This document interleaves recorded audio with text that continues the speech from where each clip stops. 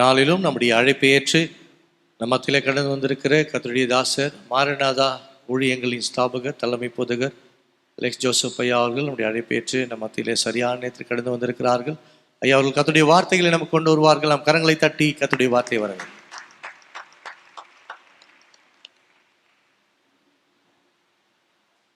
நாம் 2 கரங்களை உயர்த்தி எல்லாரும் என்னோடு கூட சொல்லுங்க. பிதாவாகிய தேவனுக்கும் குமாரனாகிய இயேசுவுக்கும் பரிசுத்தாவிய தேவனுக்கும் சகல துதியும் சகல கனமும் சகல மகிமையும் அவருக்கே உருவதாக. God bless you. இந்த நாளில் என்னை அழைப்பித்த அன்பு போதகர்கள் ஆயர் மகிமைதாஸ், ஆயர் ஆசீர்வாதம் அவர்களுக்காக கர்த்தரை நான் ஸ்தோத்தரிக்கிறேன். இந்த சபை எனக்கு புதிதல்ல. அநேக ஆயர்கள் இருக்கும் பொழுது வந்து போனவன், பிரசங்கித்தவன், வெளியிலே நடந்த சுவிசேஷ கூட்டங்களிலும் பேசினவன். ஆகையாலே அட்வென்ட்டோடு மாரநாதாவுக்கு மிக நெருக்கமும் உண்டு.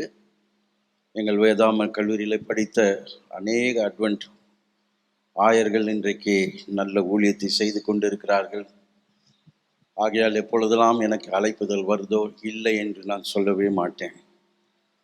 2வது, இந்த பக்கம் போகும்போதெல்லாம் இந்த சபைக்காக ஜெபிப்பேன். கர்த்தர் நல்லவர். இந்த நாளில் நம்மை கொண்டு வந்து சேர்த்திருக்கிறார். இந்த நாள், இந்த வருஷம் எவ்வளோ நாள் தெரியுமா உங்களுக்கு?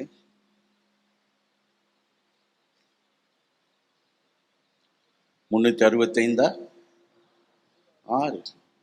யோசித்து பார்த்தீங்களா? நம்மெல்லாம் 365 நாட்களின் பழக்கமுள்ள விசுவாசிகள். ஆனால் ஆண்டவர் நமக்கு ஒரு நாளை கூட்டி கொடுத்திருக்கிறார். 28 பிப்ரவரி முடிஞ்சதுன்னு நினச்சிங்க. கர்த்தர் சொன்னார், இல்லை மகனே உனக்கு 29 ஒன்று வச்சிருக்கிறேன். நீ எதெல்லாம் இழந்தியோ அதை நான் ஒரு நாளிலே உனக்கு நான் கூட்டி தருவேன். அந்த 66 என்ன 366 days is a grace, is a day of grace and mercy and favor. கிருபையும் இரக்கமும் தயவும் உள்ள ஒரு நாளை கர்த்தர் தந்திருக்கிறார். கரங்களை தட்டி கர்த்தரை மேம்படுத்துவோம். கர்த்தர் நல்லவர். அவர் கூட்டி கொடுக்கிறவர், எதையும் கழிக்க மாட்டார். நீ எதெல்லாம் இழந்தியோ அதை ரெட்டிப்பாய் 100 கர்த்தர் உனக்கு திருப்பி தருவார். இந்த நாளில் கர்த்தருடைய வார்த்தைக்கு நேராக நாம் கடந்து செல்வோம். அதுக்கு முன்பதாக இந்த சபைக்கு நான் சில வாக்கு தத்தங்களை தர விரும்புகிறேன். சங்கீதம் 119:65 மைக்கில் யாருன்னா வாசிங்கன்னா நல்லா இருக்கும். சங்கீதம் 119:65. கர்த்தாவே உமது வசனத்தின்படி உமது அடியேனை நன்றாய் நடத்தினீர். போதும். கர்த்தாவே, இப்போ எல்லாரும் கண்ணாடி எடுத்துக்கொள்ளுங்க பார்க்கலாம். யாரெல்லாம் கண்ணாடி கொண்டாந்தீங்களோ கண்ணாடியை உயர்த்தி காமிங்க பார்க்கலாம். கண்ணாடியை உயர்த்தி காமிங்க பார்க்கலாம். அந்த கண்ணாடி இல்லை, இந்த கண்ணாடி. இதுதான் கண்ணாடி. சபைக்கு வரும்போது இந்த கண்ணாடி எடுத்து வரணும். மற்ற நாளில் இந்த கண்ணாடியை யூஸ் பண்ணிக்கோங்க. சில சமயம் விசுவாசிகள் இதை கண்ணாடியாக பார்க்குறாங்க, சிலர் ஜன்னலாக பார்க்குறாங்க. கண்ணாடிக்கும் ஜன்னலுக்கும் என்ன வித்தியாசம்? கண்ணாடியில் பார்த்தா யார் தெரிவா? அம்மா வாசிங்க இல்லையா? உங்கள் பேருமா? டாலி.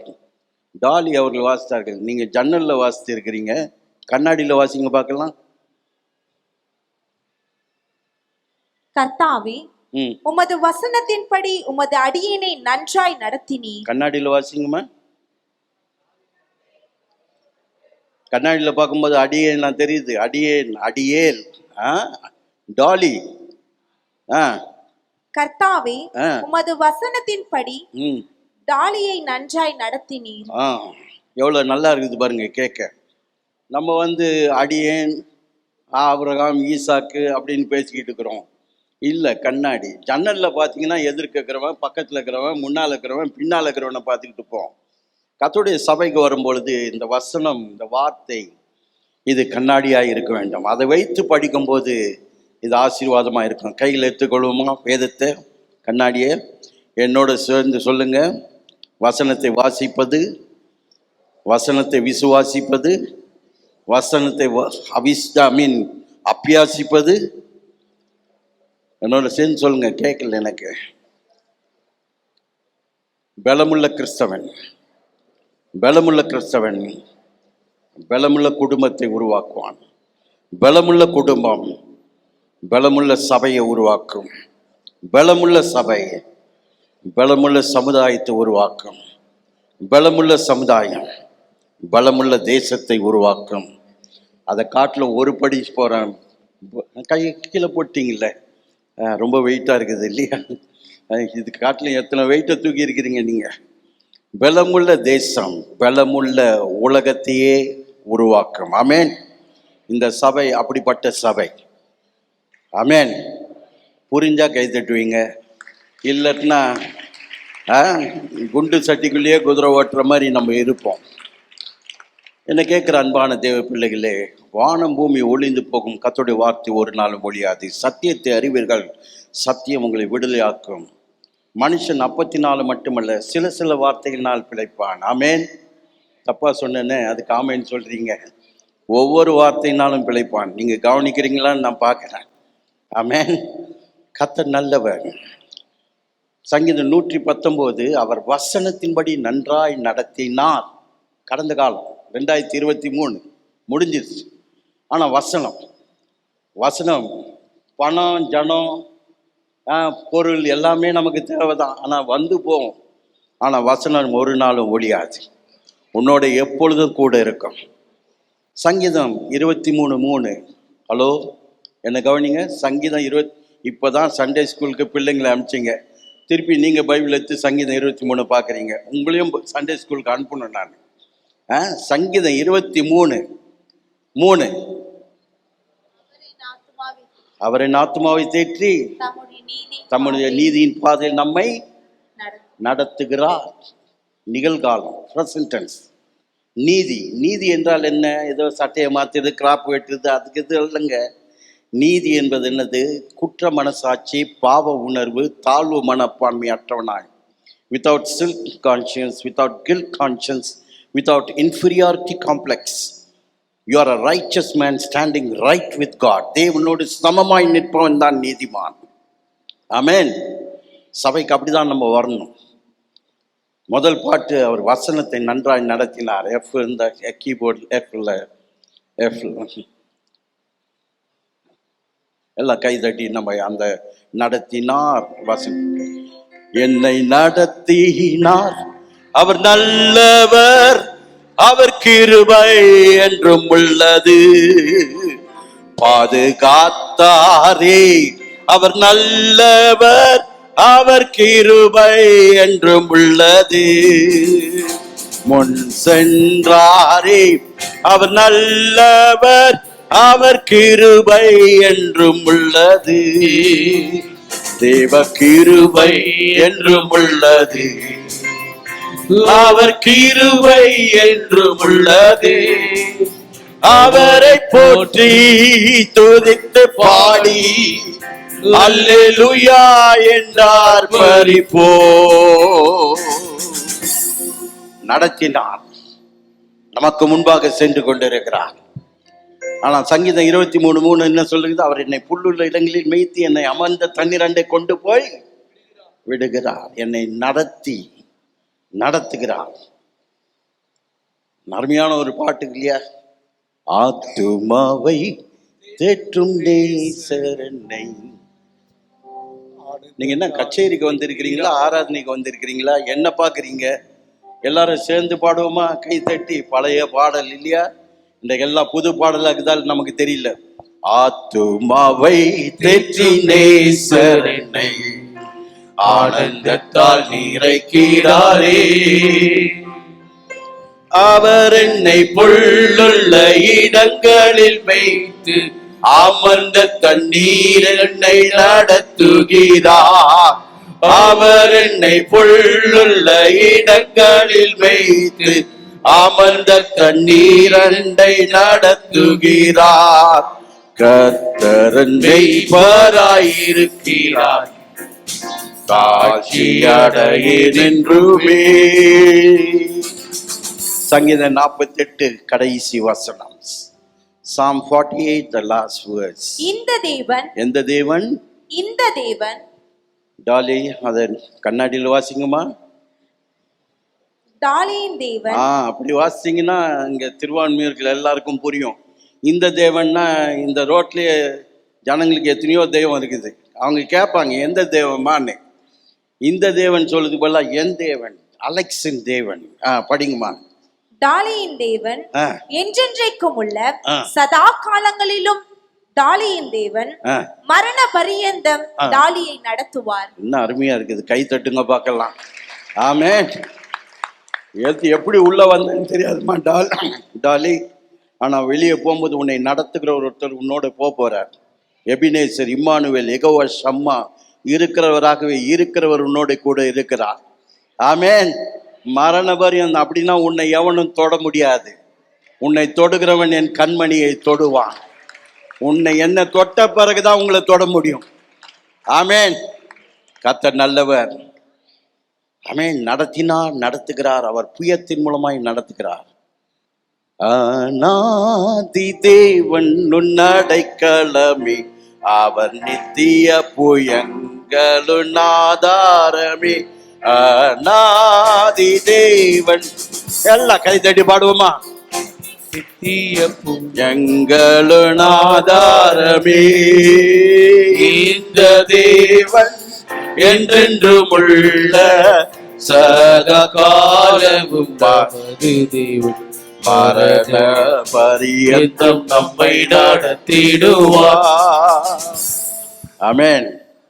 இந்த பாடல்லாம் நான் சின்ன பையனா 64 65 சிஸ்டர் சாரா நவரோஜி அவர்களுக்கு 65 ரூபாய் சின்ன கிட்டாரை வச்சுக்கிட்டு அவங்களோட கூட போய் பாடுவேன் அந்த நாட்கள்.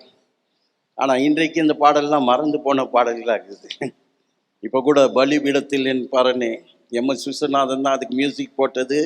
HMV ஸ்டுடியோவில் இது நடந்தது. அநேக பாடலுக்கு நடராஜ மொழியாருக்கு நாங்கள் வாசித்து இருக்கிறோம். ஆனால் இன்றைக்கு பாடல் என்பது பெரிய காரியம் இல்லை. அதை எப்படி நாம் எங்கே பாடுகிறோம், எப்போ பாடுகிறோம், எந்த சூழ்நிலை பாடுகிறோம். இப்போ படித்தோமே நல்லா இந்த மாதிரி நல்ல வெளிச்சத்தோடு, லைட்டோட, ஃபேனோட, சேரோட, அருமையான ஒரு சபையோடு இன்றைக்கு பாடுவது கூட ரொம்ப சுலபம். அது கூட நிறைய பேர் கையை பயன்படுத்த மாட்டேன்றீங்க. கொஞ்சம் உங்களை பிலிப்பு சிறைச்சாலையில் போட்டால் தான் நீங்கள்லாம் ஒழுங்காக கை தட்டுவீங்கன்னு நினைக்கிறேன், இல்லையா? ஆனால் கர்த்தர் இன்றைக்கு நம்மை விடுதலையோடு வைத்திருக்கிறாரே. கர்த்தர் நல்லவர், அவர் கிருபை என்றும் உள்ளது என்று நாம் அவரை துதித்து பாட வேண்டாமா? ஆமென். ஹல்லேலூயா. புதிய பாடலுக்கு சாங்குக்கு 3 காரியம்தான் தேவை: ரிதம், மெலடி, லிரிக்ஸ். சரியான தாளம். இந்த 2024 புது தாளத்தை கர்த்தர் தரப்போகிறார். ஆமென். அப்படியே பழைய தாளத்தோடையே வேலைக்கு போகிறது, வீட்டுக்கு வருது, கோயிலுக்கு வருது இல்லைங்க. உன் நடைய கர்த்தர் மாற்ற போகிறார். 2வது உன்னுடைய மெலடி, ராகம். அதே ராகங்க, அதே புலம்பல், அதே கதை கர்த்தர் மாற்ற போகிறார். புது பாடல், புது ராகம். ஆமென். 3வது என்ன தெரியுமா? லிரிக்ஸ். உன் வார்த்தையை மாற்ற போகிறார். அதையே பேசிக்கிட்டு இருக்கிறியப்பா, கொஞ்சம் புதுசா ஏதாவது பேசு. கர்த்தர் வார்த்தைகள் புதிதானவை. ஆமென். God will change your movement. God will change your composition and God will change your lyrics, your words. இந்த நாட்களிலே கர்த்தர் அப்படிதான் நம்மை கொண்டு வந்திருக்கிறார். இப்போ வாசித்த வசனம் பிலிப்பு பட்டணத்தில் நடந்த ஒரு சம்பவம். இந்த பிலிப்பு பட்டணம் மக்கதோனியா என்ற ஒரு மாகாணத்திலே, அது ரோம அரசாட்சிக்கு கீழே வருகிற ஒரு இடம். அது கீழே இருக்கிற ஒரு தலைமை பட்டணமாக இருக்கிறது தான் பிலிப்பு பட்டணம். அந்த பிலிப்பு பட்டணம் என்பது அங்கே இப்படிப்பட்ட தெருவுக்கு தெரு சபை, தெருக்கு தெரு ஜப கூட்டங்கள், தெருக்கு தெரு ஆராதனை அதெல்லாம் கிடையாது. ஆகையால் அன்றைக்கு இருக்கிற காலகட்டத்திலே யூதர்கள், புறஜாதியாரிலிருந்து யூதர்களாய் மாறின சிலர் ஆற்றங்கரைக்கு போய் இப்படியாய் ஞாயிற்றுக்கிழமை அல்லது ஓய்வு நாளில வந்து கர்த்தரை ஆராதிப்பார்கள், கர்த்தரை துதிப்பார்கள், கர்த்தருக்காக ஜெபிப்பார்கள், கர்த்தரிடத்திலே தேவ பிரசன்னத்திலே வருவார்கள். ஆற்றங்கரை. இன்னைக்கு இந்த சபை இன்றைக்கு ரோம அரசாங்கத்திலேருந்து தான் நம்ம இங்கே உட்கார்ந்துருக்க மாட்டோம். அங்கே போய் கடலோரத்தில் உட்கார்ந்து கர்த்தரை துதித்திருப்போம், தெரியுமா உங்களுக்கு? ஆனால் அதை யோசிக்கிறதே கிடையாது. நம்ம ஏதோ பிலிப்பு பட்டணத்தில் நமக்கு ஒரு கோயில் இருக்குது, வந்து கை தட்டுறோம், உட்காடுறோம், பாடுறோன்னு இல்லைங்க. அன்றைக்கு அப்படிப்பட்ட ஒரு நெருக்கம், அந்த நெருக்கத்தின் மத்தியிலே பவுல் அப்போஸ்தலனை ஒரு தேவதூதன், நீ ஆசியாவுக்கு போகக்கூடாது. ஆசியா என்றால் என்ன அர்த்தம்? இந்தியாவுக்கு போகாத, சீனாவுக்கு போகாத, உன்னை ஐரோப்பா தேசத்துக்கு கூட்டு போறேன். நல்லா கவனிக்கணும்.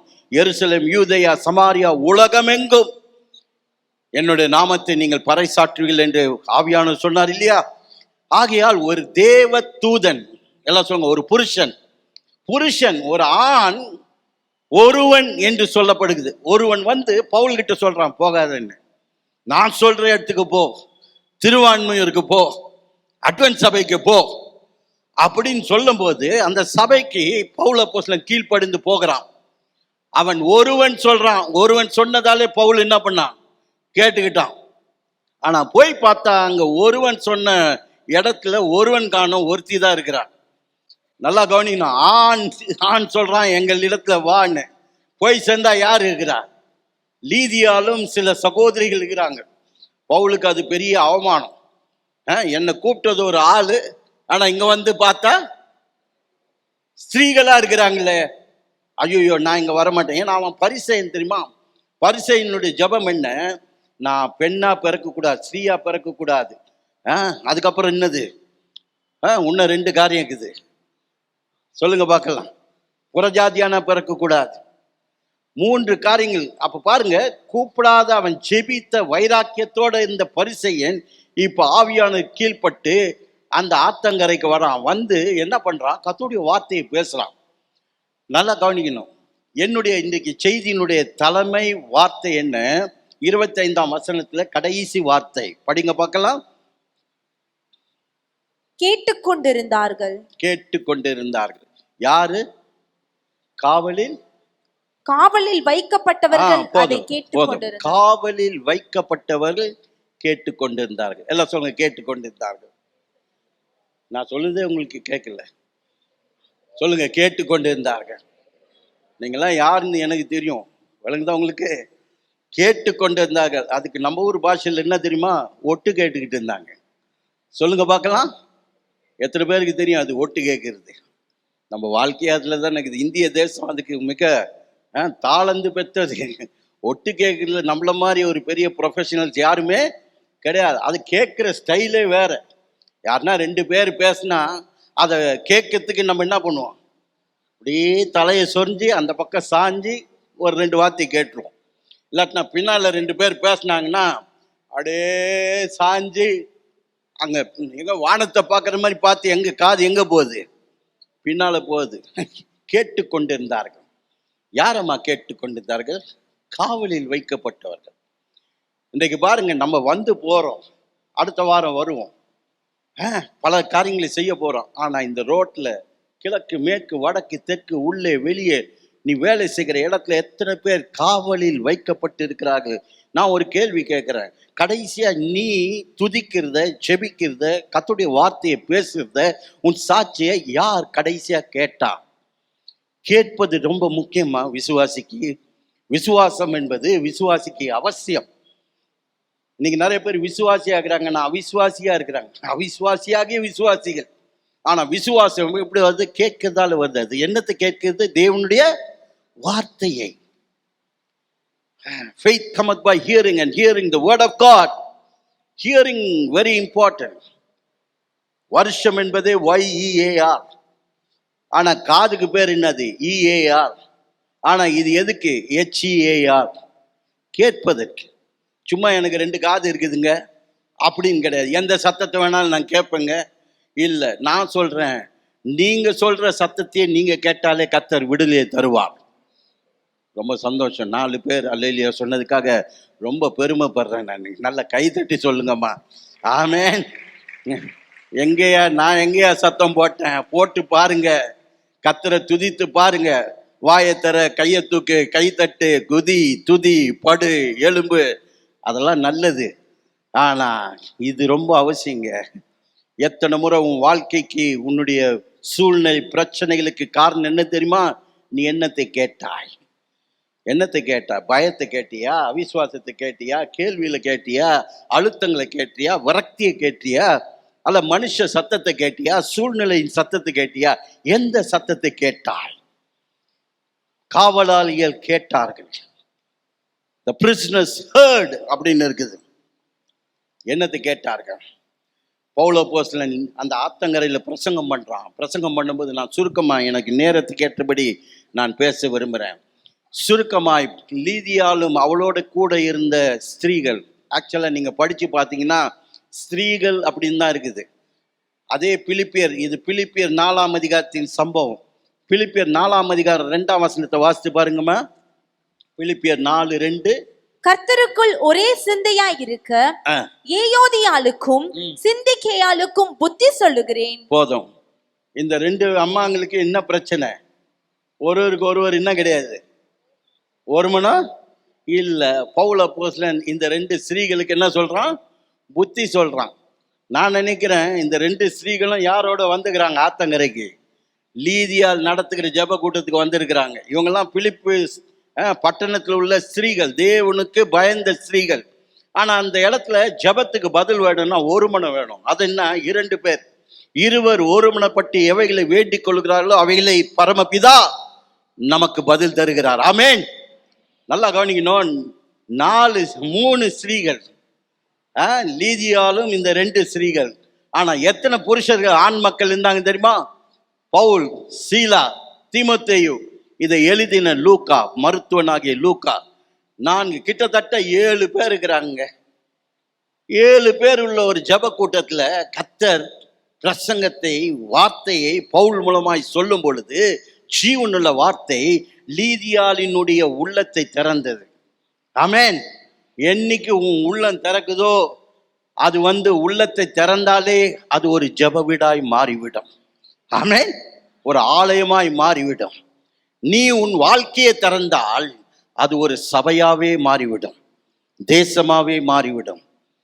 அம்மா, லீதியாளுடைய உள்ளத்தை கத்த திறந்தாள், இருதயத்தை திறந்தாள்.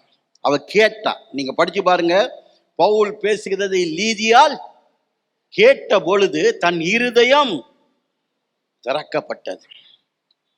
இன்றைக்கு நான் சொல்றேன், உங்க முன்னால எதெல்லாம் மூடி இருக்குதோ, அடைக்கப்பட்டுக்குதோ, இனிமே வழியே கிடையாதுன்னு சொல்லி ஒரு முட்டு சந்தில நிக்கிறீங்களோ, are you in a dead street, a dead end? கர்த்தர் இன்னைக்கு காலையில் சொல்றார், நான் உனக்கு முன்பாக சென்று கோணலான வழியில் எல்லாவற்றையும் உனக்காக நேராய் மாற்றுவேன். நீங்க இந்த சபைக்கு எப்படி வந்தீங்களோ தெரியாது. வீட்டுக்கு போகும்போது உன் ஒழுங்கினெல்லாம் ஒழுங்காய் மாறும், உன் இருள் வெளிச்சமா மாறும், உன் குறைவு நிறைவாய் மாறும். உன் வீட்டு நரகமா உள்ள வந்தல்ல, வீட்டுக்கு போகும்போது அது குட்டி பரலோகமாய் மாறும், ஒரு குட்டி ஏதேன் தோட்டமாய் மாறும். ஆமென். என் ஆண்டவர் மாற்றுகிறவர், மறுரூபமாக்குகிறவர், மகிமையாக்குகிறவர். இந்த காலவெளியில் நம்மத்தில் வந்துக்கிற ஏதோ ஒரு ஆராதனைக்கு வந்து போகிறது இல்லைங்க, இது ஒரு தனித்தன்மையான ஆராதனை. You come to encounter with God. தேவனை முகமுகமாய் சந்திக்க வந்திருக்கிறார். நீ ஆராதிக்கிற தேவன் பேசும் தெய்வம், ஊமை இல்ல. அவர் கேட்கிற தேவன், பேசும் தெய்வம், கிரியை செய்கிற தேவன்.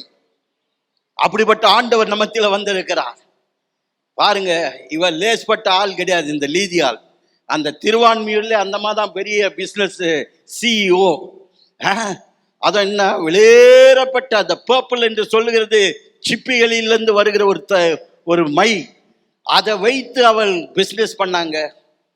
அப்படிப்பட்ட பணக்கார செல்வந்தராகிய ஒரு ஆத்துமா அன்றைக்கு கர்த்தருடைய வார்த்தையை கேட்டதாலே ஆராதனைக்கு வந்தது, ரட்சிக்கப்பட்டது. அவள் மட்டுமல்ல, அவளோடு சேர்ந்து அவள் குடும்பமும். கைத்தட்டக்கூடாதா? இன்னைக்கு நான் சொல்றேன், உன் குடும்பத்துல யாரெல்லாம் உன்னை ரட்சிக்கப்படாம இருக்கிறாங்களோ, புருஷனோ மனைவியோ பிள்ளைகளோ உன் உறவினர்களோ, கர்த்தர் இந்த கால வேளையிலே அவர்களையும் கர்த்தர் சந்திக்க போகிறார், உங்கள் மூலமாய் சந்திக்க போகிறார். நானும் என் வீட்டாரும் கர்த்தரையே சேவிப்போம். 6 லட்சம் பேர்ல யோசுவா, யோசிச்சு பாருங்க, 6 லட்சம் மெஜாரிட்டியா, ஒரு குடும்பம் மெஜாரிட்டியா? ஆனா யோசுவா சொல்றான், நீங்க எவனை வேணாலும் செய்வீங்க, நான் இயேசுவை, யெகோவா தேவனை. யெகோவான்னா என்ன அர்த்தம் தெரியுமா? உடன்படிக்கை, உண்மை, உறவின் தேவன். அப்படிப்பட்ட தேவன் தான் எனக்கு தேவை என் குடும்பத்துக்கு. இன்னைக்கு வந்துட்டு நாளைக்கு போறது, நாளைக்கு வந்துட்டு நாளைக்கு வருது, அது வேணாங்க. என்றென்றைக்கும் சதா காலமும் மரண பரியந்தமும் உன்னோட கூட இருக்கிற. பாருங்க, ஒரு ஸ்திரீ, பணக்கார ஸ்திரீ ஆத்தங்கரையில தன் இருதயத்தை திறந்தால் வசனத்தை கேட்டதினாலே அவ ஒட்டு கேட்டா, கர்த்தருடைய வார்த்தை கேட்டா. தலையில இருந்து கேட்கல, உணர்ச்சி வசப்பட்டு கேட்கல, இருதயத்துல. ஆமென். மனுஷன் அப்பத்தினால பிழைப்பான், ஆனா தேவனுடைய வார்த்தை இது பிழைக்க வைக்கும். 2017 2009 நான் பைபாஸ் சர்ஜரி ஆனவன். 2017 15 நிமிஷம் ட்ரிபிள் ஹாஸ்பிட்டலில் மரித்து போனேன். ஆனா கர்த்தர் என்னை உயிரோட கொண்டு வந்தார், என்னை உயிரோட வைத்தார். எதுக்கு தெரியுமாமா டாலி? எதுக்கு என்னை உயிரோட வைத்தார்? வார்த்தைய கேட்க. நல்லா கவனிக்கணும். பாஸ்டர் என்னை கூப்பிடல, நீங்க யாரும் என்னை கூப்பிடல. நான் ஐசியூல 2017 இருக்கும்போது ஆண்டவர் அப்பயே அலெக்ஸ் கீழ்பா கல்லறைக்கு போயிடாத, 6 அடி மண்ணுக்குள்ள பத்துறாத, உனக்கு திருவான்மியூர்ல 2024 மார்ச் மாசம் 14ஆம் தேதி 7:30 மணிக்கு நீ அங்க போனன்னு நான் என்ன பண்ணிட்டேன், உள்ளங்கையில என் டைரி இதுதான், உள்ளங்கையில வரைந்துட்டேன். மனுஷனுடைய டைரி 2017 முடியும், ஆண்டவருடைய டைரி 2024 மட்டும் உன்னை கொண்டு போய் ஏதோ தலையில இருந்து பேசல. நான் மரித்தேன், ஆனாலும் பிழைத்திருக்கிறேன். என்னை கர்த்தர் பிழைக்க வைக்க முடியுமானால் உங்கள் மரித்த சூழ்நிலைகளை இந்த காலவெளியில் கர்த்தர் பிழைக்க வைப்பார். வெறும் ஈஸ்டர் உயிர்த்தெழுந்த நாள் என்று மட்டும் இல்ல, என்றைக்குமே every day is a resurrected day. ஆமென். அப்படிப்பட்ட ஆண்டவர் தான் நம்ம வீட்டுக்குள்ள இந்த ஆத்தங்கரையில இருந்த ஒரு குடும்பம், செல்வமுள்ள குடும்பம் சபைக்கு வரப்போகுது. பார்த்து இந்த பகுதியில் உள்ள செல்வந்தர்கள் வரப்போறாங்க. இந்த கோயிலுக்கு கை தட்டுங்க பார்க்கலாம். உங்கள் மூலமா வரப்போறாங்க, உங்க சத்தத்தை கேட்டு வரப்போறாங்க. அது மட்டுமல்ல, ஆண்டவர் சில சமயம் ஆத்தங்கரையிலேருந்து செல்வர்களை கூப்பிடுவாங்க, நடுத்தருவிலேருந்து குறி சொல்ற பெண்பிள்ளைங்களையும் கொண்டாடுவாங்க, ஸ்திரீகளை. நம்ம என்ன நினைக்கிறோம், வீட்டுக்கு போவோம், அங்க வா அந்த குடும்பத்தை சந்திப்போம் பிரதர், இதை சந்திப்போம் பிரதர். கத்த சொல்றாரு, அதை பார்த்து தெருவில் ஒன்று போது பத்தி அந்த பிளாட்ஃபார்ம்ல அது குறி சொல்லுது.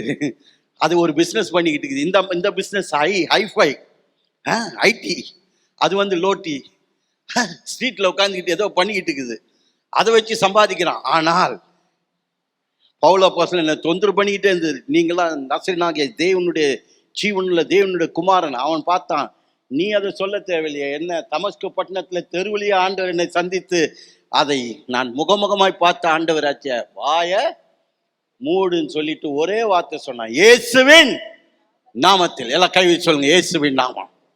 நீ இப்படி இந்த நாமத்தை உன் வாயால் அறிக்கை செய்து பார், கர்த்தர் விடுதலை தருவார். அந்த குறி சொல்ற ஆவி அந்த வார்த்தை கேட்ட உடனே என்னாச்சு, ஓடி போச்சு. குறி சொல்ற ஆவி கூட என்ன கேக்குது, சத்தமா சொல்லுங்க, நம்ம பாஷையில் ஒட்டு கேக்குது. நான் சொல்றேன், இந்த மார்ச் மாசம் முடியறதுக்குள்ள நிறைய பேர் உன் சத்தத்தை ஒட்டு கேட்டு ஆசீர்வதிக்கப்பட போறாங்க, விடுதலையாக்க போறாங்க, அற்புதங்கள் அதிசயங்கள் நடக்க போது. உன் மூலமாய் கர்த்தர் பெரிய காரியங்களை கர்த்தர் செய்ய போகிறார். ஆமென். ஏதோ நான் வாய்க்கும் வயிறுக்கும் வாழ்றேன் பிரதர் அப்படின்னு இல்லை. உன் வயிறு வேற, வயிறின் நிறைவினாலே வாய் பேசும் இல்லை, இருதயத்தின் நிறைவினாலே வாய் பேசும். இந்த வாய் ரொம்ப முக்கியமானது. தெருவில் இருக்கிற இந்த அம்மா ரசிக்கப்பட்டாங்க, ஆனா இது பொறுக்காம அந்த பட்டணத்தில் இருக்கிற எஜமான்கள் இந்த அம்மா வைத்து சம்பாதித்த ஆதாயம் பெற்ற ஆட்கள் என்ன பண்ணாங்க, சிறைச்சாலையில அதிகாரிகள் மூலமாய் தூக்கி உள்ளே தள்ளப்பட்டார்கள். சுருக்கமாய் சொல்றேன், அவங்கள சிறையில வைங்கன்னு தான் சொன்னாங்க. ஆனா அந்த சிறைச்சாலை தலைவன் என்ன பண்ணா, உள்ள வைக்கல, உட்காவலியில வைத்தான். உட்காவல். எத்தனை பேர் ஐரோப்பா போயிருக்கிறீங்களோ தெரியல, ரோமாபுரி போயிருக்கிறீங்களோ தெரியல. நான் அடிக்கடி இத்தாலி தேசத்துல போய் பிரசங்கம் பண்ணியிருக்கிறேன். பவுல் அப்போஸ்தலனுடைய சிறைச்சாலைக்கு போயிருக்கிறேன். பவுல் அப்போஸ்தலன் சிறைச்சாலை எங்க இருக்குதுன்னா, வேட்டிக்கன் போப் இருக்கிற அந்த சென்ட் பீட்டர்ஸ் சர்ச்சுக்கு எதிர்க்க. அது பிரமாண்டமான, இதெல்லாம் ஒண்ணுமே இல்லைங்க, இதெல்லாம் வெளி வாசல் மாதிரி. அங்க அவங்களுக்கு பொண்ணு வெள்ளி என்னென்னோ மரங்கள்லாம் இருக்குது. கீழே பார்த்தீங்கன்னா இறந்து போன போப்பாண்டவர்களுடைய கல்லறைலாம் இருக்குது. அமக்கலமா இருக்குது. எல்லாம் கேமரால போட்டோ எடுக்கிறாங்க, பெயிண்டிங்லாம் மேலே இருக்குது, எல்லாம் சுற்றி எடுக்கிறாங்க. ஆனா எதிர்க்க பவுலுடைய சிறைச்சாலை எவ்வளோ எவ்வளோ இடம் தெரியுமா? இவ்வளோ இடம் தான், சின்ன இடம், சுரங்கமாக இருக்குது, கற்பாறை இருக்குது, பள்ளம் இருக்குது. அங்கே எவனும் எந்த டூரிஸ்டும் அங்கே போக மாட்டேன்றான், எவனும் ஃபோட்டோ எடுக்க மாட்டேன்றான். ஏன்னா அது என்னது? மோசமான இடம். நீ வின்டரில் போனாலும் குளிரும், சம்மரில் போனாலும் குளிரும். அந்த இடத்துல போய் நான் என்னைக்கெல்லாம் போய் நிற்கிறேனோ என் முடி அப்படியே சிலுக்கும், அழுவேன். இந்த மாதிரி ஒரு சிறைச்சாலையிலேருந்து புதிய ஏற்பாட்டு புத்தகத்தின் பாதி புத்தகத்தை எழுதின ஒரு பவுல் அப்போஸ்தலன். ஆமென். நம்மலாம் பாருங்க சௌக்கியமா உட்காந்துக்கிறோம், காலை நீட்டி உட்காந்துக்கிறோம். ஆனா அந்த புத்தகத்துல இருக்கிற ஒரு வசனம், ஒரு அதிகாரத்தை கூட நமக்கு படிக்கிறது கிடையாது. அவனுடைய அறையில சின்ன அறை கிடையாது, அது ஒரு சுரங்கம். அதுல சின்ன லைட் வைக்கிறதுக்கு லைட்டு கிடையாது, தீபம். அந்த பக்கம் ஓரம் பார்த்தா கழிப்பிடம்னா நம்மள மாதிரி இல்லை, ஒரு கல் இருக்குது, அவ்வளவுதான். இதுக்குள்ளதாங்க இருந்தான். அப்படிப்பட்டவன். அதனால பவுலுக்கு சிறைச்சாலை என்பது பழக்க வழக்கம் உள்ளது. அவன் எத்தனையோ முறை சாட்சி சொல்றான். இந்த பிலிப்பு சிறைச்சாலையில் போடும்போது they wanted to put him in the prison, but they put him in a dungeon. பிரிசனுக்கும் டஞ்சனுக்கும் என்ன வித்தியாசம் தெரியுமா? உட்காவல் என்பது கழுத்த சிறை செய்தம் இடம், தூக்கு போடுகிற ஆட்களை தான் அங்க உள்ள வைப்பாங்க. உட்காவல் யாருக்குமே தெரியாது, கண்ணால பார்க்கவே முடியாது. ஆனா அந்த உட்காவல்ல தான் 2 பேர் இருந்தாங்க. எல்லாம் சொல்லுங்க, 2 பேர். ஆமென். அந்த 2 பேர் போகும்போது நம்ம நல்லா கவனிக்கணும். கர்த்தர் அந்த 2 பேர்ல ஒருத்தன் பேர் பவுல், உன்னத்தன் சீலா. இவர் 2 பேர் உள்ள இருக்கும்போது நடு ராத்திரி, அதுக்கு முன்னால சில காரியங்கள் நடந்தது, டெவலப்மெண்ட் நடந்தது. டெவலப்மெண்ட்னா என்ன அர்த்தம்னா உருவாக்குவது. அந்த காலத்துல டெவலப்மெண்ட் எத்தனை பேருக்கு கேமரா இருக்குதுன்னு தெரியாது. இன்னைக்கெல்லாம் பாருங்க, கேமரானா டக்குன்னு எடுக்கலாம். இப்போ நான் பேசிக்கிட்டு இருக்கும்போதே வந்துடுது, அதை செல்ஃபியாக எடுக்கலாம், அதை ஃபோட்டோ எடுக்கலாம், வெளியே போத்துக்கலாம், என் கையில் கொடுக்கலாம், என் ஃபோனுக்கே என்ன பண்ணலாம், ட்ரான்ஸ்ஃபர் பண்ணலாம். இதுக்கு பேர் டெவலப்மெண்ட் கிடையாது. இது ரொம்ப ஹை ஸ்பீட் டெவலப்மெண்ட். நாங்கள் இருந்த காலத்தில், இங்கே நிறைய பேர் இருக்கிறீங்க, நாங்கள் இருந்த காலத்தில் கேமரா இருக்கும், அதுக்கு ஒரு பெரிய வெளியில் ஃப்ளாஷ் இருக்கும், பல்பு வச்சுருப்பான். ஒரு ஷாட் எடுக்கும்போது பொட்டுன்னு லைட் என்ன பண்ணோம், பல்பு டப்புன்னு அடித்து கீழே விழுந்துடும். நான் சின்ன பையனாக இருக்கும்போது அந்த பல்பெல்லாம் எடுத்து பாக்கெட்டில் போட்டுக்குவேன், வீட்டில் போய் எரியுமான்னு பார்ப்பேன். அவ்வளோ முட்டாளாக இருந்தேன். அது எல்லாமே போச்சு. ஆனால் அதில் இருக்கிற ரீல் என்ன பண்ணுவான், அந்த ஃபோட்டோகிராஃபர் சுற்றி 24, 23, 22 சுற்றிட்டு கையில் கொடுக்க மாட்டான். இந்தாப்பா எடுத்துக்கப்பா உன் ஃபோட்டோ. இல்லை, அதை எங்கே எடுத்து போவான்? அவன் கடைக்குள்ள என்ன இருக்கும், ஒரு இருள் அறை. சொல்லுங்க பார்க்கலாம். நடு ராத்திரி, அந்தகாரம், ஒண்ணுமே தெரியல. அலெக்ஸுடைய போட்டோ எடுத்தாங்கன்னா இல்லையா, அலெக்ஸை பார்க்க முடியல. ஆனா அதுக்குள்ள ஒரு நாள், ஒரு வாரம், 2 நாள், 3 நாள் அப்படியே உள்ள கிடக்கும். அதை உள்ள கிடக்கும் போது அலெக்ஸுடைய பார்வையே தெரியாது, அலெக்ஸுடைய ரூபமே தெரியாது, மறைச்சி இருக்குது. ஆனா அந்த இருள்ல இருக்க ஒரு வாரத்துக்குள்ள அது வெளியே எடுக்கும்போது அது டெவலப் ஆகி, சொல்லுங்க பார்க்கலாம், டெவலப் ஆகி அதுக்கப்புறம் அது அப்படியே தொங்கும் போது இது இந்த படங்க, இது வெளியில எடுத்ததுங்க, இது உள்ள எடுத்ததுங்கலாம் சொல்ல முடியாது, எல்லாமே ஒரே மாதிரி தான் இருக்கும். ஆனா டெவலப் ஆன பிறகு, டிராயிங் ரூம், இது அந்த அவுட்டிங் போனது, இது சாப்பிடுறது, டெவலப்மெண்ட். சொல்லுங்க பார்க்கலாம். சில சமயம் உனக்கு வருகிற பிரச்சனைக்கு நீ அவசரப்படுற, நீ ஆத்திரப்படுற. சில சமயம் இருட்டறைக்கு போறதுக்கு முன்னாலேயே உன் படத்தை என்ன பண்ணிடுற, கேமராலேருந்து எடுத்துடுற. கேமராலேருந்து நீ அவசரத்தில் எடுத்துட்டீங்கன்னா எல்லாமே என்ன ஆகிடும், அழிஞ்சு போடும். எத்தனை காரியங்கள் அழிஞ்சு போச்சு மகளே. பொறுமை இல்லை, விசுவாசம் இல்லை, ஆத்திரம், அவசரம், இன்றைக்கே இப்போ அப்படின்றதால எத்தனை காரியங்களை நீ சந்திக்க வேண்டியதா போச்சு. பொறுமை. பவுலும் சீலாவும் பொறுமையா இருந்தாங்க. 2வது டிக்ளேர் பண்ணாங்க. டிக்ளேர்னா என்ன அர்த்தம் தெரியுமா? பிரகடனம் பண்ணாங்க. அவங்க வெளியிலையும் ஜெபம் பண்ண தெரியும், ஆத்தங்கரையில ஜெபிக்க தெரியும், தெருவில் ஜெபிக்க தெரியும். ஆனா அந்த 2 பசங்களை ஜெபத்தில் நிறுத்தவே முடியாது. ஜெபம் என்பது ஏதோ வெள்ளிக்கிழமை கூட்டம், இந்த கூட்டம், அந்த கூட்டம் மட்டுமல்ல. ஜெபம் என்பது உன்னுடைய சுவாசம் மாதிரி. ஆமென். மூச்சு மாதிரி. Inhale and exhale. மூச்சை இழுக்கணும், மூச்சை விடணும். பவுல் அப்போஸ்தலன், எங்களை நீ சிறைச்சாலையில் அடைக்கலாம், ஆனால் அந்த மடையன், அந்த சிறைச்சாலை தலைவனுக்கு பேர் என்னது? சத்தமாக சொல்லுங்க. அவன் ரோம அரசாங்கத்தின் அதிகாரின்னு நினச்சிக்கிட்டான்.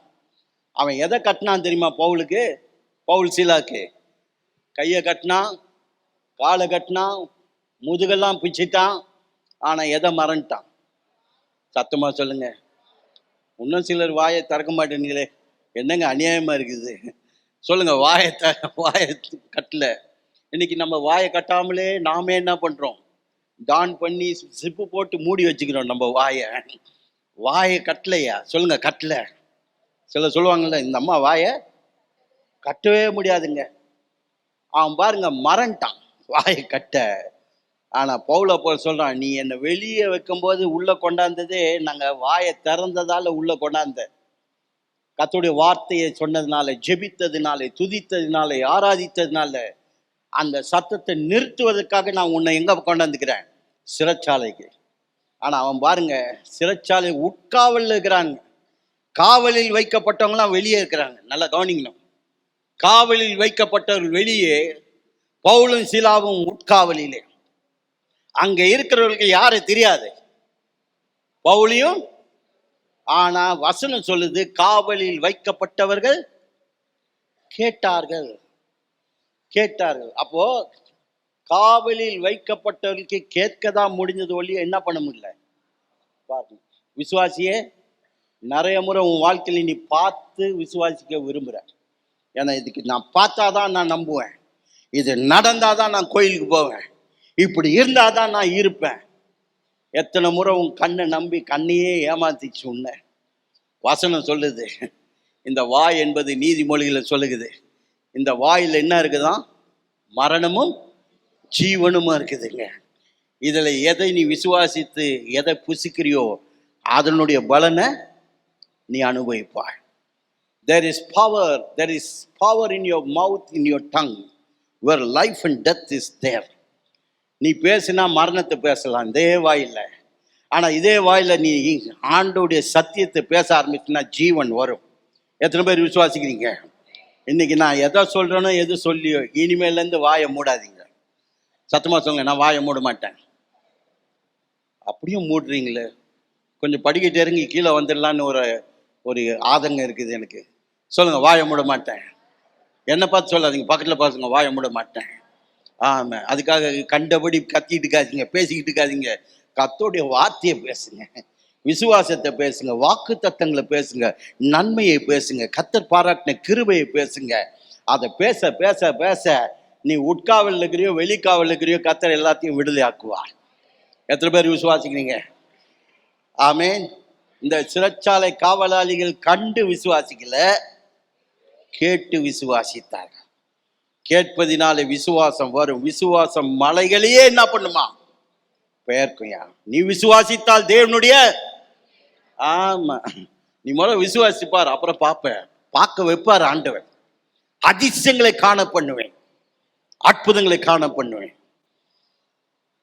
Development declaration number 3, demonstration. Demonstration என்ன அர்த்தம்னா, பாருங்க, தொடக்கத்தில் பிலிப்பு பட்டணத்தில் பவுலோட யாரெல்லாம் இருந்தா? லீதியால், அந்த 2 சகோதரிகள், லூக்கா, தீமோத்தே, எல்லாரும் இருந்தாங்க. நல்ல ஆண்டோடைய வல்லமை, அபிஷேகம், அனாயிண்டிங், கன்வென்ஷன், ரிவைவல், பெரிய கூட்டங்கள் தான். கூட்டம் வரங்க, கூட்டம் நல்லா வரும். எப்போ வராது தெரியுமா? இதே மீட்டிங் புழல்ல வச்சா வருவீங்களா? புழல் எங்கன்னு நிறைய பேருக்கு தெரியாது. எங்கம்மா இருக்குது அது என்ன கன்வென்ஷன் சென்டரா? அது ஜபக்கூட்டம் ஆடிட்டோரியமா? அது கைதிகளை, ஆமா, பாருங்க, பவுல் நல்லா இருக்கும்போது, அற்புதம் செய்யும்போது, அதிசயம் செய்யும்போது, ஜபத்துக்கு பதில் தரும்போது, லீதியால் இருந்தா, தீமோத்தே இருந்தா, லூக்கா இருந்தா, இந்த 2 சகோதரிங்க தான். ஆனா என்னைக்கு பவுலையும் சீலாவையும் சிறைச்சாலையில் போட்டாங்களோ, பாஸ்டர் நீங்க 2 பேரும் உள்ள போய்க்கிறீங்க கேள்விப்பட்டேன் பாஸ்டர், நான் வெளியில இருந்து உங்களுக்காக என்ன பண்ண போறேன்? முட்டிக்கால் போட்டு நானும் என் குடும்பமும் ஜெபம் பண்ண போறோம். ஆமேன். என்ன ஆமேன்? பாஸ்டர் உள்ள போகணும், நீங்க வெளியே இருக்கணும். அதுக்கு ஆமேன். யார் உள்ள வந்திருக்கணும்? யாருங்க உள்ள வந்திருக்கணும்? லீதியால், பவுலுடைய வசனத்தை கேட்டு தானே குடும்பம் விடுதலையாக்கப்பட்டு ரசிக்கப்பட்டுக்குது. அப்போ எவ்வளோ கீழ்ப்படிந்து உண்மையா இருக்கணும் பவுலுக்கு. பவுல் நல்லா இருந்தா இந்த அம்மா வருது. பவுல் உள்ள போயிட்டா, நீங்க வெளில இருந்து நாங்க ஜெபம் பண்றோம் பாஸ்டர், கர்த்தர் எப்படியாவது உங்களை என்ன பண்ணுவாரு, கொண்டு வருவார்.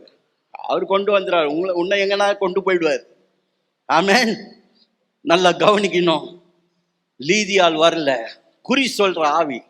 அந்த அம்மா கூட காணோம். தெருவோட தெருவா போயிடுச்சு. அந்த பக்கமே எட்டி பார்க்கல. இந்த பசங்க கூட இருக்கிற திமோத்தே ஆவிக்குரிய மகன், அப்பா உள்ள இருக்கிறாரு, இவர் எங்க இருக்கிறாரு? எங்க யார் முதல் உள்ள போயிருக்கணும்? ஆவிக்குரிய மகன் உள்ள போயிருக்கணும். டாக்டர் லூக் சொல்லுங்க பார்க்கலாம். பட்டம்லாம் நல்லா இருக்குது, டாக்டர் பிசிஷியன். ஆனா டாக்டர் எங்க போல? உள்ள போல. அங்க அட்டி வாங்கி ரத்தம் வருது, காயப்படுறான். டாக்டர் போய் மருந்து போட்டு எல்லாம் பண்ணோம். இவர் டாக்டர் வெளியில நின்று, கர்த்தருடைய வார்த்தை உங்களுக்கு மருந்து பிரதர், நீங்க அதை விசுவாசித்தால் உங்க ரத்தம்லாம் என்ன ஆயிடும், நின்றுடும். எப்பேற்பட்ட டாக்டர் பாருங்க இவங்க. நல்லா கவனிக்கணும். அத்தனை பசங்களும் வெளியே இருந்தாங்க. ஆனா யார் இருந்தா தெரியுமா? அவனோட யார் இருந்தா? கை தட்டுங்க பார்க்கலாம். இந்த 2024 நீ நல்லா இருக்கும்போது உன் குடும்பம், உன் உறவு, நண்பர்கள், உன் உற்றாரெல்லாம் உன்னோட ஒட்டிக்குவாங்க, உன் ஆசீர்வாதம், உன்னுடைய ஆர்ப்பாட்டத்திலலாம். ஆனா நீ கடந்து காயப்பட்டு, அசிங்கப்பட்டு, அவமானப்பட்டு, சிறைப்பட்டு, ஒதுக்கப்பட்டு, தள்ளப்பட்டு, அனாதையாய், அசிங்கமாய், அலங்கோலமாய் இருக்கும்போது ஒருத்தனும் வரமாட்டான். ஆனா கர்த்தர் யார் அனுப்புவார் தெரியுமா? சீலாவை. கை வைத்துங்க பார்க்கலாம். சீலாக்கு எந்த தகுதியும் கிடையாதுங்க. பவுலையும் சீலாவை வச்சான். அவன் மலை, இவன் ஒரு மடு. தகுதி இல்லை, எந்த தாளந்து இல்லை, எந்த இது இல்லை. ஆனா அவனுக்கு என்ன இருந்தது? உண்மை இருந்தது. சொல்லுங்க பார்க்கலாம். உண்மையும் தாழ்மை. சில சமயம் நம்ம நெருக்கத்திலே, அந்த அழகான பாட்டு இருக்குது பார்த்தீங்களா, அதுதான் சீலாவுடைய குணம். எஃப் கொடுங்க பார்க்கலாம். Minor minor minor. நெருக்கத்திலே உண்மை அழைத்தே, நெருங்கி உதவி என. கைகளை வைத்து பாடுவோம். நெருக்கத்திலே உம்மை அழைத்தே, நெருங்கி உதவி எனக்கறித்தே, திசை கெட்டங்கும் அலைந்திடாமல் தீவி. G minor.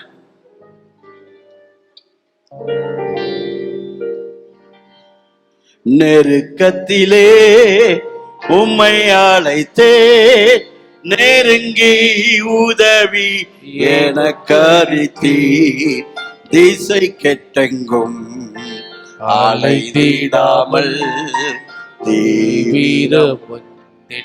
பாடுவோம். உம் பாதம், உம் பாதம் பணிந்தே என்னாலும் துதியே, உம்மை அன்றி யாரை பாடுவே.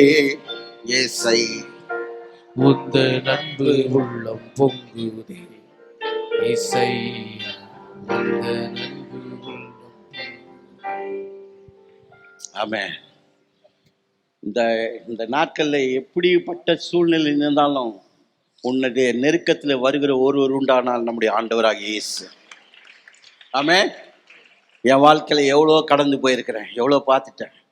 எங்கள் ஊழியம் 63 வருஷங்கள் தாண்டின ஊழியம்.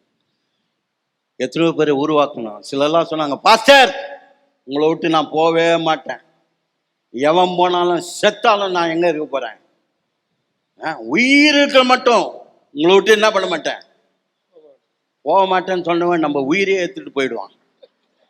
வழங்குறவங்களுக்கு எத்தனை பேர், எத்தனை ஊழியம், எத்தனை மாணவர்கள், எத்தனை சபை ஸ்தாபனங்கள், ஐக்கியங்கள், குறிப்பா கிறிஸ்தவர்கள், விசுவாசிகள் எவ்வளோ பேர் போயிட்டாங்க. இயேசுடைய குடும்பமே வரலையா சிலுவைக்கு. ஆனா அதனால ஆண்டவர் விடல. யோவான் என்ற ஒரு பிள்ளையை வச்சிருந்தார். டேய் யோவான், இதாண்டா உங்க அம்மா. மரியாள், அம்மா இதான் உன் பையன். வீட்டுல 3 பிள்ளைங்க இருக்கிறானுங்க யோசேப்புக்கு, ஆண் மகன்க. ஒருத்தன் கூட சிலுவைக்கு வரல, ஒரு சகோதரி கூட வாழ்ற. பார்த்தீங்களா, சில சமயம் சொந்தமே வராதுங்க.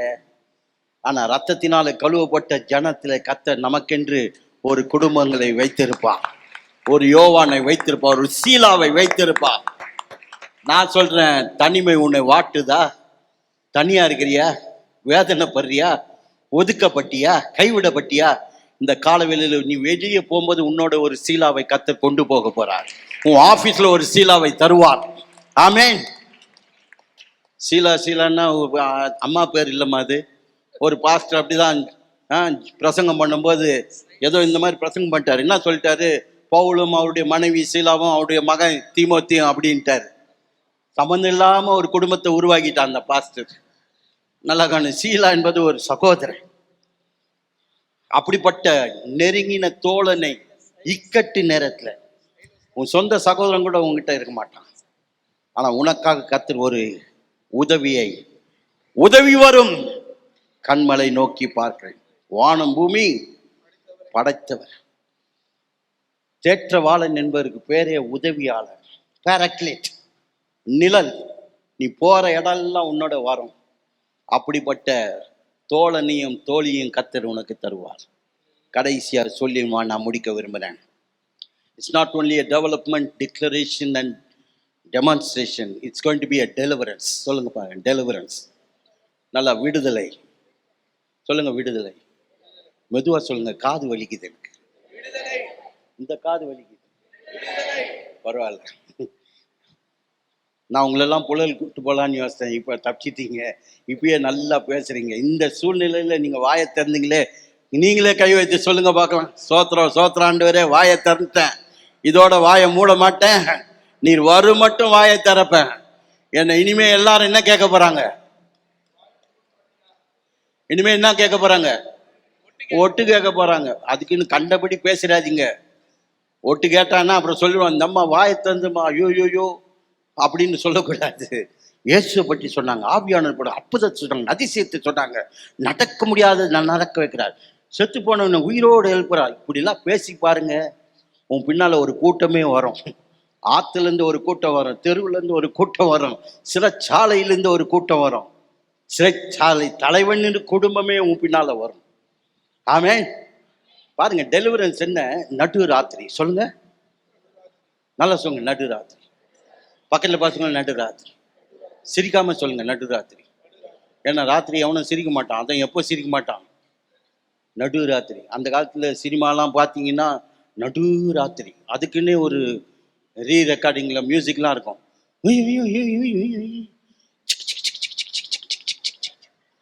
ஒரு சலங்கு ஓடுற மாதிரி. அப்புறம் என்ன வாசனை, எல்லாம் தெரிஞ்சு வச்சிருக்கிறீங்க நீங்க. நீங்களே பெரிய டைரக்டர் ஆயிடுவீங்க போல. அந்த காலத்துல கதை சொல்றான்னா எப்படி ஆரம்பிப்பான்?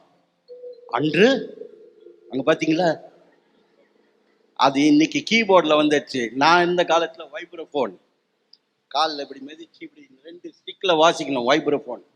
அதை பார்த்தாலே இன்னும் எது ஓடும்? இருதயம் பக்கு பக்கு பக்கு பக்கு டக்குறா. அடுத்தது என்ன? இந்த நடு ராத்திரி வரும்போது எது கூட வந்தது? பயம். சொல்லுங்க பார்க்கலாம். அப்புறம் கேள்வி, திகில். அடுத்தது என்ன நடக்க போகுது? நான் சொல்றேம்மா, நடுராத்திரி பார்த்து பயப்படாத. எத்தனை முறை உன் சூழ்நிலை நடுராத்திரி மாதிரி இருந்தது. நீ தலையானில தலையை தான் வச்சு படுத்த வழியே உன் மனசு படுக்கலையே, போராடிக்கிட்டு இருந்தது. எதுக்கு நாளை காலையில? ஏன் நாளை? நான் சொல்றேம்மா, இங்க இருக்கிற அத்தனை பேருக்கும் ஒரு நடுராத்திரி சூழ்நிலை இருந்தால் நிச்சயமா அந்த நடு ராத்திரியினுடைய அர்த்தம் என்ன தெரியுமா? உனக்கென்று ஒரு பட்ட பகல் ஆரம்பிக்க போகிறது. நீதியின் சூரியன் உதிக்க போகிறான். ஏஎம்க்கும் பிஎம்க்கும் எவ்வளவு நிமிஷம்? 1 நிமிஷம். கையை காமிங்க பார்க்கலாம். எல்லாம் பிஎம்ல இந்த சூழ்நிலையை கர்த்தர் என்ன பண்ண போறாரு? எவ்வளவு நேரம்? பக்கத்துல காமிங்க. 1 நிமிஷம். 1 நிமிஷத்துல கர்த்தர் என்ன மாத்த போறாரு, எனக்கு ஆசீர்வாதம் தர போறார், அற்புதம் செய்ய போறார். ஆமென். 1 minute your PM will become an AM. நடு ராத்திரி. ராத்திரினாலே இருள் தான், அந்தகாரம் தான். ஆனா இருளை பார்த்து ஆண்டவர் சொன்னார், வெளிச்சம் உண்டா கடவுள். வெளிச்சம் வந்ததுயா. இருள் என்பது வெறும் அரை இருள் மட்டும் இல்லை, உன்னுடைய மனம், உணர்வுகள், உன்னுடைய விசுவாசம். இக்னரஸ். என் ஜனங்கள் அறிவில்லாமினால் சங்கரமாகிறார்கள், ஆனால் அதனால் அவர்களை மறைப்பேன், அவருடைய பிள்ளைகளை மறப்பேன்றார். காரணம், அவர்கள் வேதத்தை மறந்தார். வேதத்தை மறந்தாலே இருள் வந்துடுங்க, அந்தகாரம் வந்துடும். ஆனால் தான் வேதத்தை படிக்கணும், வேதத்தை விசுவாசிக்கணும், வேதத்தை அபியாசிக்கணும். அது உன் கரண்ட் மாதிரி, 3 ஃபேஸ் மாதிரி போட்டிங்கன்னா எப்போதுமே ஃபியூஸ் ஆகாது, எரிஞ்சிக்கிட்டே இருக்கும். நல்லா கவனிக்கணும். இவங்க ஜெபிக்கும் போது சடன்லி, சொல்லுங்க பார்க்கலாம், தமிழ்ல என்ன போட்டுக்குது? சத்தமா சடுதி. தமிழ்ல என்னமா? சடுதியிலே. போதும் எல்லாம் சடுதி சொல்லுங்க. சிலர்லாம் நம்ம ஜாலியா சடுதி அப்படின்றாங்க. ஏமா, இன்னைக்கு காலையில பூமி அதிர்ச்சி வந்தா திருவான்மையிற்கு பூமி அதிர்ச்சி வந்துருச்சு அப்படியே படுத்துக்கிட்டு செய்வீங்க? ஐயோ, திருவான்மையில் என்னது? பெட்டெல்லாம் ஆடுது, நாக்காலிலாம் ஆடுது, புல்பிட்டு ஆடுது. சடுதி. எல்லாம் சொல்லுங்க, சடுதி, அதிர்ச்சி. நம்மளாம் அதிர்ச்சி, சடுதி வந்தாலே நம்மளே அதிர்ச்சி ஆயிடுறோம். என்ன முதிர்ச்சி இருந்தாலும் அதிர்ச்சி நம்மளை தாங்க மாட்டேங்குது. ஆனா கர்த்தர் சொல்றாரு, அதிர்ச்சி அது உனக்கு கிடையாது. அதிர்ச்சி எதுக்கு தெரியுமா? எங்க கட்டப்பட்டு வச்சானுங்க தெரியுமா? கை கால், கதவு மூடி இருந்தது. அந்த பூகம்பம் வரும் பொழுது நல்லா காணும், பவுலும் சீலாவும் பூமி அதிர்ச்சிக்காக ஜெபிக்கல, பூமி அதிர்ச்சிக்காக துதிக்கல, பூமி அதிர்ச்சிக்காக செய்யல. இத்தனைக்கும் அவனுங்க பூமி அதிர்ச்சிக்காக ஜெபம் பண்ணியிருந்தாங்கன்னா முதல் ஆளா உள்ள போவது யாரு? அவனுங்க தான். வெளில வர முடியாது. பூமி அதிர்ச்சின்னு படங்கள்லாம் பாருங்க, நியூஸ் எல்லாம் பாருங்க, எப்படி இருக்கும்? நல்லா LIC பில்டிங் மாதிரியே இருக்கும். எல்லாம் தொங்கி தாழ்ந்து நொறுங்கி சுக்குநூறா கிடக்கும். உங்க குடும்பம் மாதிரி இருக்கும். ஆனா இந்த பூமி அதிர்ச்சி வேறங்க. முதல் எதை திறந்தது தெரியுமா?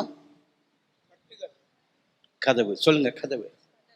இன்னைக்கு காலையில தீர்க்க தரிசனமா சொல்றேன், உங்களுக்கும் உங்க குடும்பத்துக்கும் உங்க வியாபாரத்துக்கும் உன்னுடைய சூழ்நிலைக்கு நீ நம்புகிறது, விசுவாசிக்கிறது, எதிர்பார்க்கிற எந்த கதவுலாம் உனக்கு முன்னால் அடைக்கப்பட்டிருக்குதோ, இன்றைக்கு கர்த்தர் ஒரு அதிர்ச்சியை வைத்து அற்புதத்தையும் ஆச்சரியமான காரியத்தை கர்த்தர் செய்ய போகிறார்.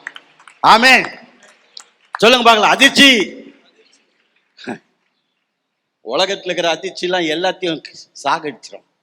கர்த்தருடைய அதிர்ச்சி உன் தடைகள் எல்லாவற்றையும் நீக்கி போடும். முன்னால் இருக்கிற அதிர்ச்சி, முதல் அதிர்ச்சி முன்னால் இருக்கிற கதவை திறந்துச்சு. 2வது அதிர்ச்சி கைகள் என்ன பண்ணிருச்சு? அவிழ்த்தது.